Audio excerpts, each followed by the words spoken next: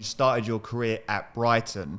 How difficult was it when you heard the news that you would be released? What did they say the reason was?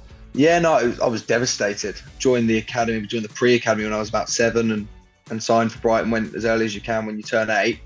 I saw a lot of change at the club through that time. The build of the Amex, the new training ground that's in Lancing, which is an incredible facility. At the time, you just feel like this is it. I'm just going to go through. I'm going to play for the first team. I'm going to retire at 36, playing for Brighton, and then happy days. Easy. But obviously, the harsh reality is there's very, very few players that will ever do that. I remember it was the 10th of December, 2015, or 2016, 17 maybe, and it was just an email. And I didn't have a phone call, I didn't have a meeting. And I remember my coach at the time saying to me the day before, he said, look, I'll either see you tomorrow, I'll speak to you tomorrow. Which for a 15-year-old, I was like, oh my God, what does that mean? Like, I'm playing it over in my head. Is that a good thing? Is that a bad thing? And then I remember the email came at 9:30 the next day. And it went to my dad's phone and he didn't look at it, gave it straight to me. And the first thing it said is, they butter you up with a compliment first, and then they break the news, and just said unfortunately. And as soon as I saw that, I didn't want to read anymore.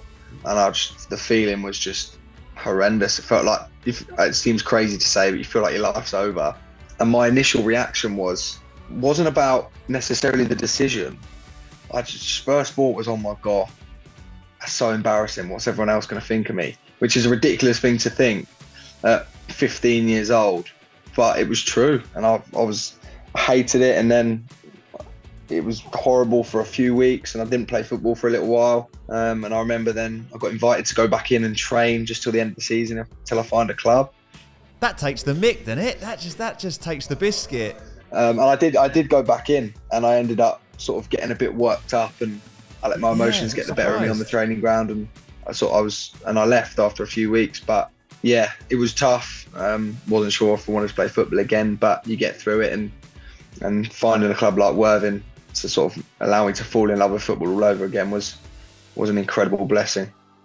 Do you think, looking ahead, there should be more support for players that have left in that state? Because, like you say there, at 15 years old, that's a lot to deal with. No, look, it seems crazy. I'm extremely lucky to have such a supportive family, and sort of have them there. But I completely agree with you. It's such an emotional dent for a 15-year-old to take, and it's such a vulnerable age in terms of your emotions and everything going on at the time. You're doing your sort of GCSEs. It's like it's crazy, and I feel like there should be more support. I'm sure there's other clubs that do things differently, and I'm not throwing any shade on Brighton by. No, not at all.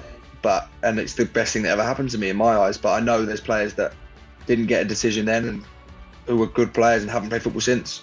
But yeah, no, I do agree. I feel like there should be that support there, and I'm sure there might be now more today because things change. But at the time, sort of, it was a little bit deflating, and sort of you felt like you were a little bit alone. Obviously, had my family, which was great.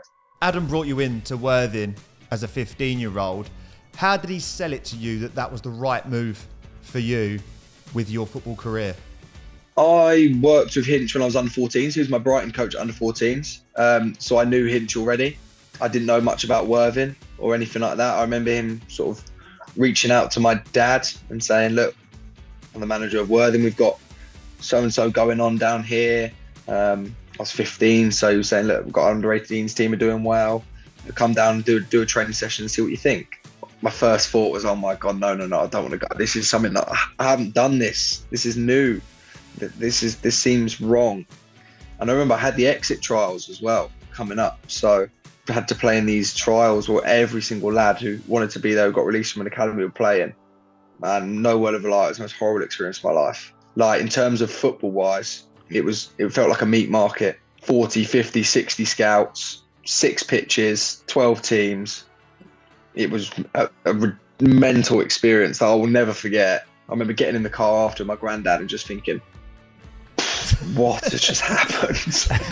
And every lad is trying to impress, so the standard of football is horrific because no one's playing as a team. Everyone's just trying to do their own thing. You've got lads who are playing centre half who are trying to dribble past 6 players and score. It was crazy. But no, Hinch called me and I said to Dad, I don't want to go.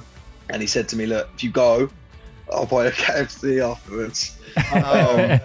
I said, all right, deal. So I went, got my KFC, and I enjoyed it. It was great. And I remember sort of maybe a few weeks later, I signed for the under-18s, played for the under-18s, and then was training with the first team since I was 15.